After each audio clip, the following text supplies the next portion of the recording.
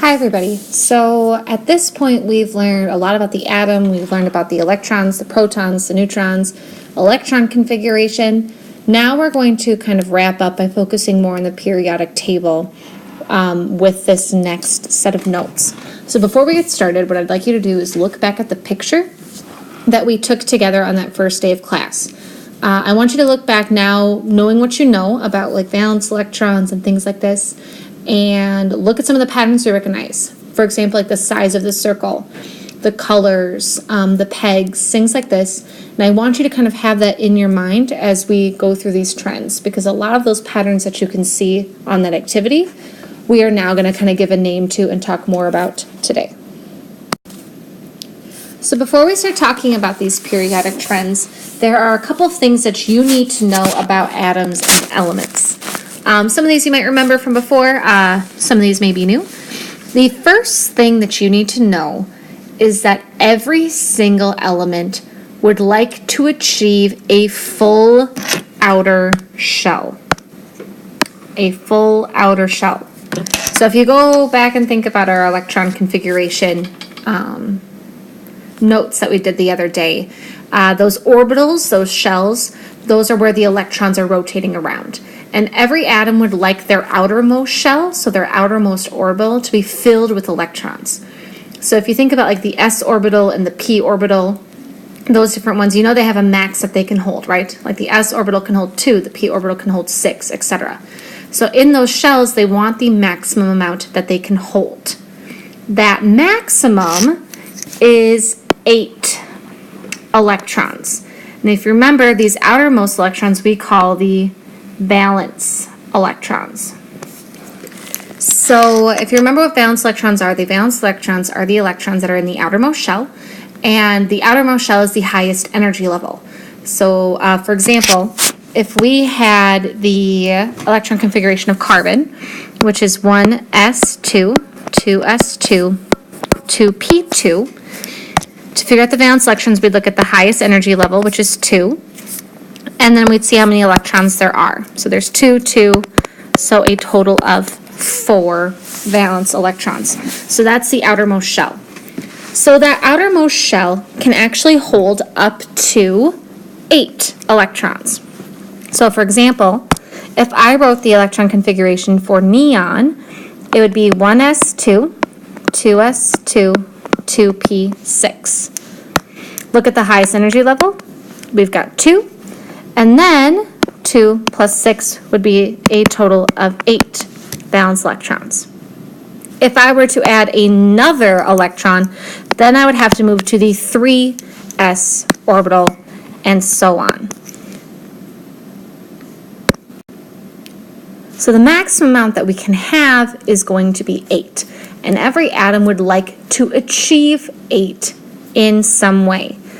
Another vocab word that we can use is a full octet. So we can say a lot of different things. We can say atoms want a full outer shell, which means they want 8 valence electrons, or they want a full octet. Basically, all of these things mean the same thing, and I'm going to use them interchangeably. So every single atom wants that, right? So how do they get it? They usually get it through bonding with different atoms or reacting with different atoms. And if you remember from what we talked about before, valence electrons are the electrons that are doing that bonding, that are doing that reacting. So those remaining electrons are going to try to get to 8 somehow. So again, coming back to our carbon example that we have down here. So this was the electron configuration for carbon. So carbon currently has 4 valence electrons. It would like to get 4 more in some way or another. The other thing, and we've talked about this, is you need to remember that every atom has a dense positive nucleus. I remember Rutherford concluded that in his gold foil experiment, just kind of as a reminder. So the positive protons are stuck in the nucleus, making it positive. And then just remember that electrons have that negative charge. So keeping these things in mind are going to ensure that we have a complete understanding of these different periodic trends that we're going to go through. So the first pattern I want to talk about is the pattern of valence electrons. So we reviewed how to figure out valence electrons from the electron configuration. You write out the electron configuration, so I'm doing carbon again. look at the highest energy level, add them up, so it has 4, okay? But another way we can do it is there's actually a pattern just looking on the periodic table, and you can see the pattern above. Every single element in the first group, or the first column, has 1 valence electron. Every element in the second group has 2. Skip. Everyone in group 3 has 3, 4, 5, 6, 7, and 8. We saw this pattern in that activity we did on the first day of school when we were looking at the pegs. So if you remember, everybody in a group had the same number of pegs, and those pegs were representing the same number of valence electrons. So let's go back to our carbon example here. If you look at a periodic table, carbon is located here. Look, 4. Let's write out the electron configuration for chlorine. Chlorine's right here. If we did that, we would get 1s2, 2s2, 2p5. Look at the highest energy level, add them up, 7. Both methods work. So you can look at the electron configuration, or you can just remember this pattern. Everybody here is 1, 2, 3, 4, 5, 6, 7, and 8. Now, do you remember how helium was our weird guy? Helium has 2 valence electrons, but we put it with the noble gases. This is because if we write out helium's electron configuration, we're going to get 1s2. If we add another electron, then we bump to 2s1. So helium actually has a full outer shell when it gets 2 valence electrons. So that energy level 1, that 1s, the lowest energy level, is filled when it has 2. Every single other shell, though, is filled when it has 8. So the noble gases all have full outer shells. They all have a full octet. They all have that full outer shell. Now everybody else is full when they have 8. Helium gets full when it has 2. So that's why we put helium on the noble gases, because it's full. So that's why it kind of acts like a noble gas, even though it's full when it has 2. Everybody else is full when it has 8. So helium's the only exception to this rule. Otherwise, everything kind of planes out. So you can choose from now on how you'd like to figure out the number of valence electrons. Personally, I think this is easier. Remembering that it goes 1, 2, skip, 3, 4, 5, 6, 7, 8. What about these other guys? These ones in the middle. All of these guys have 2 valence electrons. So if we want to, oh, I can't erase. Okay, I'm gonna write it up here. So let's write out the electron configuration for this guy right here. If we did the noble gas shorthand, we would have argon, 4s2, 3d1. So that's this guy right here. When we write that out, the highest energy level is 4, 2 valence electrons. Even if I did this guy, then it would be 3d2. Highest energy level is still 4, 2 valence electrons. So that's why everybody in here has 2, and then everybody in here also has 2. So if you remember this pattern, 1, 2, 2, 3, 4, 5, 6, 7, 8. Remember helium's the exception. Then you're good to go with valence electrons.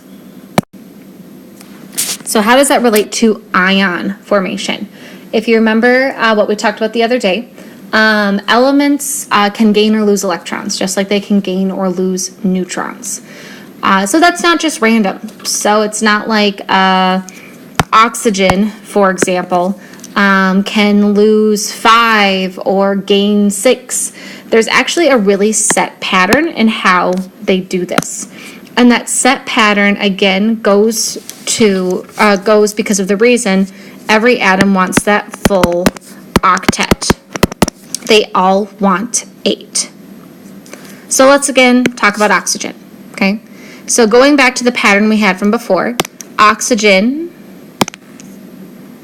is in the 1, 2, remember skip, 3, 4, 5, 6 group. So it has 6 valence electrons. All right.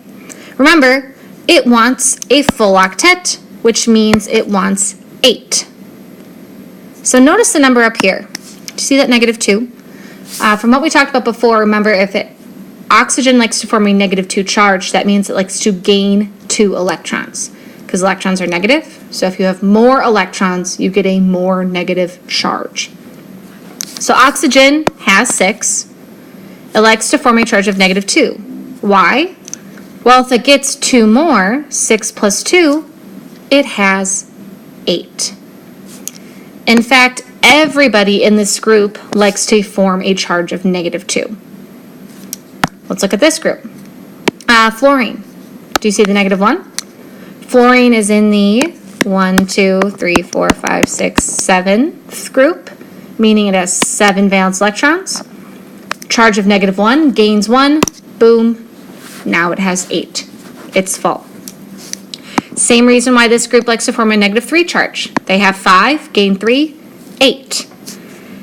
Now, this section here gets a little tricky. Notice we've got the positive numbers here. The positive numbers mean they like to lose electrons. And we're actually going to move on to the next slide to talk about this. So, for my visual people, here we go. Why they like to form certain ions, okay? One thing I'd like you to do, if you don't already have your green sheet pulled out, if you could pull that out, so just like pause the video, pull that out, have it out in front of you right now. Okay, hopefully you did that. Go ahead and look at all the elements. If you look at your green sheet, and if you look in the bottom left-hand corner of every element, you're going to see a little handwritten number. So I hope you have your green sheet, because I'm looking at mine, so look at yours. Right now I'm looking at sodium. Do you see how there's a little +1 written in the corner? And then magnesium next to it has a little +2. Go across and look at aluminum. Do you see the +3? Silicon +4, phosphorus -3, sulfur -2, chlorine -1. So the charges that we just talked about on the other slide, the charges they like to form, I've written on your sheet. You never have to have this memorized. So if I said, for example, what ionic charge does bromine like to form? Find bromine on your green sheet. You see the -1, boom, -1 charge. So here's why. I've got 2 different pictures of atoms up here. This is one with 11 protons. This is one with 17. We're going to talk about this one first. So if this has 17 protons, that means this is chlorine, okay? Because chlorine has an atomic number of 17. So that means that chlorine has 17 electrons. And that is represented by the little black dots here. So we have 1, 2, 3, 4, 5, 6, 7, 8, 9, 10, 11, 12, 13, 14, 15, 16, 17. Okay? Electron configuration of chlorine. 1s2, 2s2, 2p6, 3s2, 3p5. So let's see the connection here. Energy level 1, 2 electrons. Look here in this first circle.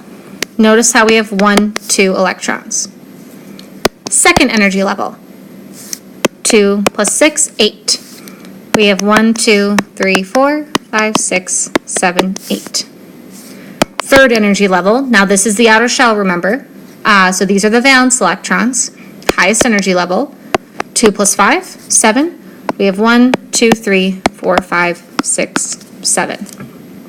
Okay? Now if you remember, every single atom likes to have a full octet, which means they like to have 8. Chlorine right now is 1 away from getting to 8. So if chlorine gets that -1 charge, meaning it's gained 1 electron, meaning now it has 3p6, we add an electron here, boom, full octet. That is why chlorine likes to form the -1 charge. Look to your green sheet. Find chlorine, -1 in the bottom left-hand corner. Now let's talk about this guy. 11 protons, we are talking about sodium. All right, atomic number of 11. Electron configuration for sodium. 1s2, 2s2, 2p6, 3s1. I'm just going to put a divider here so we don't get confused. All right, so here is our electron configuration for sodium. Sodium has 11 protons. We have 11 electrons. Again, energy level 1, boom, boom, 2 electrons. Energy level 2, there should be 8. 1, 2, 3, 4, 5, 6, 7, 8. Good. Energy level 3, highest energy level, outer shell, valence electrons, there should be 1. There is 1. Now look to your sheet, your green sheet. See how in the bottom left-hand corner sodium has a +1 charge? That means sodium would like to lose 1 electron. So sodium would like to be a +1, it would like to lose it. So look at this electron configuration here. If we lost an electron, we're going to lose this one here, the one in the outermost shell. If that goes away, meaning this electron goes away, now look. Now our highest energy level is the 2. 2 plus 6, 8. Now this is our outer shell. Now our outer shell is full. Okay, so basically this is how this works. The closer the outer shell is to being full, the more likely it's going to gain electrons. The closer it is to being not full, the more likely it's going to lose electrons. So again, look to that green sheet. You're going to notice that the groups with 3 or less electrons all have a positive charge. So starting with helium and beryllium and boron, they all have a positive charge. They'd like to lose them. Then they can drop down and get the outer shell that way. Now look to the ones that have 5 or more. Those all have negative charges, meaning they're closer to 8, so they would rather gain 1. The fourth group, kind of the one with carbon, that one's a little funky. We're not going to do as many examples with that. Now, just as kind of a, if you're noticing this, just kind of as a precursor to our next unit, you might be aware that sodium and chlorine form sodium chloride, which is salt. Sodium likes to lose 1. Chlorine likes to gain 1. What if sodium gave its extra electron to chlorine? Boom. So, just a little like sneak peek if you were starting to make that connection. So now we're going to get into the different trends. So these are just different patterns that are on the periodic table. So you might have noticed when you looked back to that activity that we did on the first day that the size of the circle changed and that the biggest circle was in the bottom left-hand corner and the smallest circle was in the top right. This is the trend for atomic radius, basically meaning the trend in how far out that outer shell is. So this isn't mass. This is not how heavy it is. The trend for that is actually, boom, bottom right-hand corner. Okay, and we've already kind of talked about that, right? The more protons it has, the heavier it is. So atomic mass is down here, how heavy it is. Atomic radius is how far out the shell is. So cesium actually wins that one. The reason for that is because the trend going down, there's basically just more electrons. There's more orbitals. There's more energy levels. So you're getting more shells outside of the nucleus. So the more shells you have, the bigger it is. Slightly more confusing going this way. Basically, if we compare cesium to radon, radon has more protons. So radon has more positive in the middle. Basically, radon has a stronger positive magnet stuck in its middle. Because of that, it pulls the electrons in closer. Cesium has less protons, so less of a positive magnet, so it does not pull the electrons in as much. What's the main thing you need to know? You need to know this pattern. You need to know that the bigger one is in the bottom left and the smaller one is in the top right. So if I basically said, what has a larger atomic radius? Strontium or aluminum? By memorizing this trend, you should be able to say strontium. The other trend you should be aware of is called electronegativity. This is one that we're going to talk about a lot during our bonding unit when we talk about how different atoms bond with each other and react with each other. So the definition of an electronegativity is how much an atom wants to gain and or attract an electron. Basically, how bad does it want it? I also call this electron greed, if that's easier for you to remember. So how bad does an atom want an electron? This trend goes to the top right, meaning the more electronegative one is up here, the less electronegative one is down here. So this kind of has a nice color gradient to it. Notice how the most electronegative atom is actually fluorine, not helium. That is because electronegativity does not include the noble gases.